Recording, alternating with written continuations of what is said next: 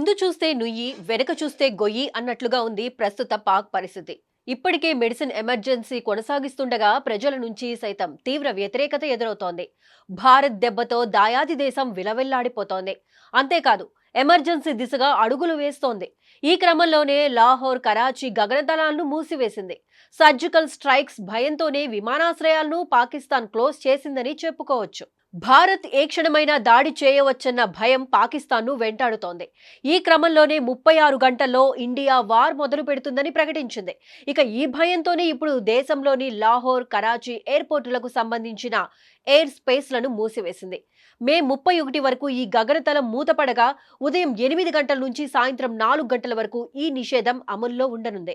ఈ గగనతలం నుంచి ఎలాంటి విమానాలు వెళ్లడానికి వీలులేదు. కాగా దేశ భద్రతా కారణాల దృష్ట్యా పాకిస్తాన్ ఈ కీలక నిర్ణయం తీసుకున్నట్లు తెలుస్తోంది. కొరిమితో తలగొక్కున్న తీరుగా భారత్తో అనవసరంగా పెట్టుకున్న పాకిస్తాన్ ఇప్పుడు అతలాకుతలమవుతోంది.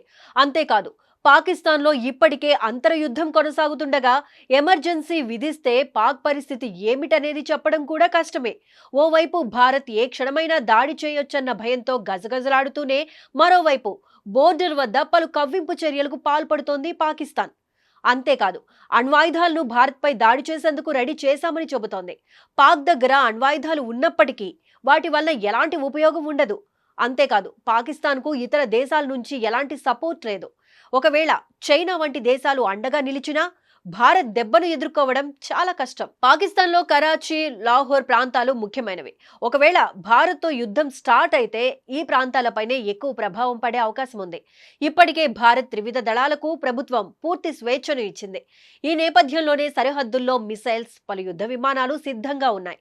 అంతేకాదు 4 రాఫెల్ యుద్ధ విమానాలు పెట్రోలింగ్ చేస్తుండగా భారత్ ఆర్మీ హై అలర్ట్ లో ఉంది. ఈ క్రమంలోనే భారత్ కనుక సర్జికల్ స్ట్రైక్ కు తెరలేపి కరాచీ, లాహోర్ ప్రాంతాలపై దాడి చేస్తే పాక్ పని ముగిసిందని అనుకోవచ్చు. ఇప్పటికే తీవ్ర ఆర్థిక సంక్షోభంలో కొట్టుమిట్టాడుతున్న పాకిస్తాన్ కు యుద్ధం చేసే శక్తి సామర్థ్యాలు లేవు.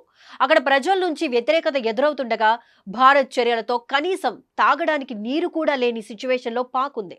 ఒంటరిగా ఉన్న పాకిస్తాన్ భారత్ ను ఎదుర్కోవడం చాలా కష్టం. ఆల్రెడీ అన్ని రకాలుగా బలంగా ఉన్న భారత్ తో ఢీకొనడం పాక్ వల్ల అయ్యే పని కాదు. భారత్ తన భూభాగం నుంచి ఇంచు కూడా కదలకుండా చేస్తున్న చర్యలతోనే పాకిస్తాన్ విలవిల్లాడిపోతోంది.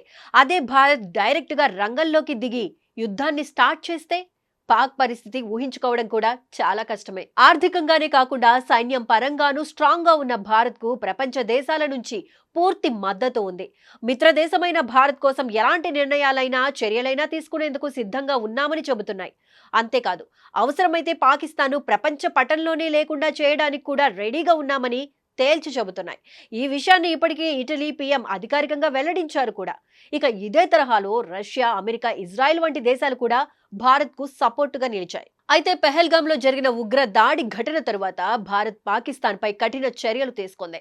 26 మంది అమాయక టూరిస్టుల ప్రాణాలను బలిగొంటూ ఉగ్రమూక పాల్పడిన దుశ్చర్య వెనుక పాక్ హస్తం ఉందని చెబుతున్న భారత్ దాయాది దేశం పాక్ ను అన్ని విధాలుగా నాశనం చేసే విధంగా నిర్ణయాలు తీసుకుంటుంది. ఇందులో భాగంగానే సింధు నదీ జలాల ఒప్పందాన్ని రద్దు చేయడంతో పాటు పాక్ పౌరుల అన్ని రకాల వీసాలను రద్దు చేసింది. అంతేకాదు ఉగ్రదాడికి పాల్పడిన ముష్కరులు ఎవరినీ వదిలిపెట్టేది లేదని స్పష్టం చేసింది. దీంతో భారత్ ఎప్పుడూ తమ దేశంపై విరుచుకుపడుతోందన్న భయంతో పాకిస్తాన్ కొట్టుమిట్టాడుతోంది. ఈ క్రమంలోనే పాకిస్తాన్లో ఎమర్జెన్సీ వచ్చే అవకాశం స్పష్టంగా కనిపిస్తోంది.